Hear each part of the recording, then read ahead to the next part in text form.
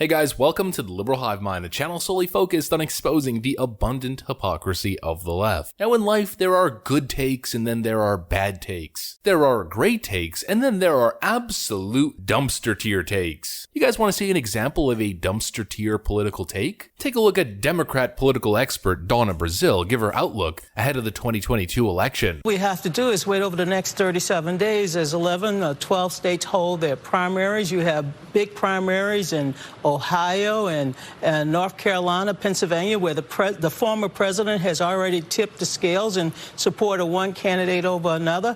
The Republicans are essentially running on fumes. They're running on the energy of 2020, which is the big lie. Democrats are running on an economy that's roaring back, that is fighting inflation, that is helping the Ukrainians. Democrats will run on what they've delivered. Republicans are going to run on the fumes of 2020. Now, are you sure that's the prediction you want to make, Mrs. Donna Brazile? Mrs. Corrupt DNC actor who gave Hillary Clinton the questions before a presidential debate? Donna Brazile?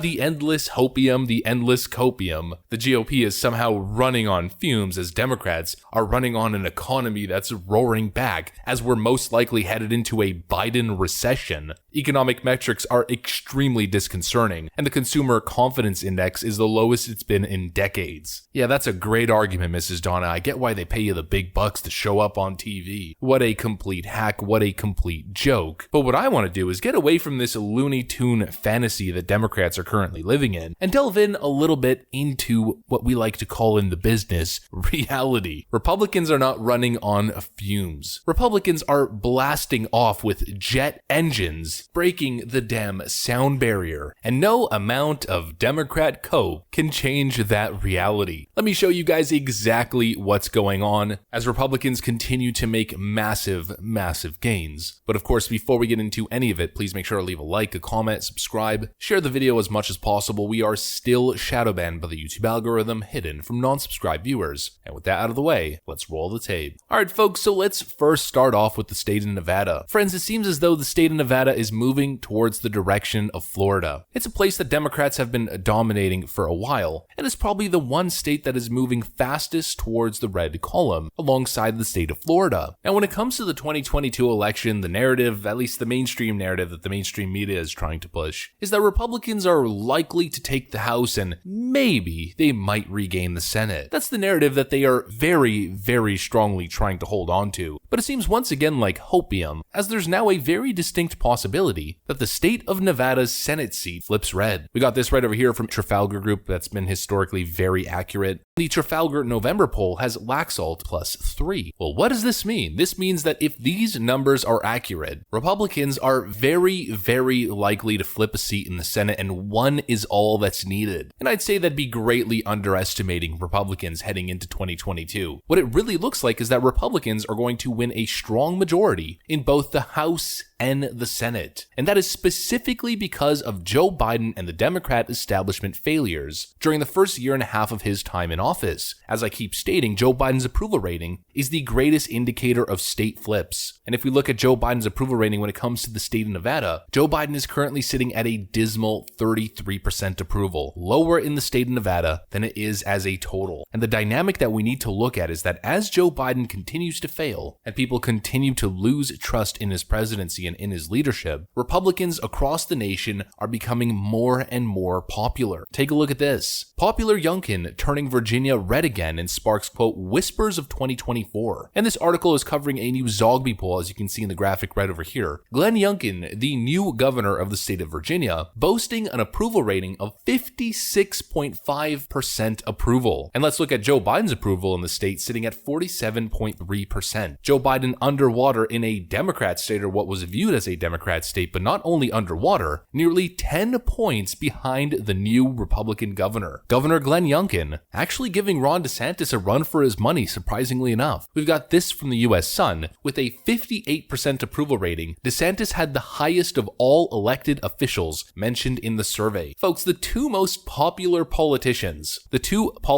major leaders in American politics, with the highest approval rating are Governor Ron DeSantis and Governor Glenn Glenn Youngkin. This is what I mean by Republicans are blasting off. And you know why that is? Because Republicans actually stand for something. Republicans are actually doing things. Donna Brazile says Republicans are running on the fumes of the 2020 election. Well, once again, it seems to be projection. The only party that's running on fumes from the 2020 election is probably the Democrat Party, or the party that's still talking about January 6th nearly 2 years later, as if it's some sort of great concern heading into the 2022 election. They have nothing. Meanwhile, Republicans continue to actually deliver results for their constituents. For instance, this right over here. Hi, this is Governor Greg Abbott. The past 2 days have been historic for the state of Texas. I've met with governors from border states in Mexico to reach agreements where those governors in Mexico will be securing the border to reduce cross-border immigration into the state of Texas. If you think about it, in the past 2 days alone, I've done more than what the Biden administration has done in the past 15 months to address border security. As your governor, I will continue to work every day to secure our border.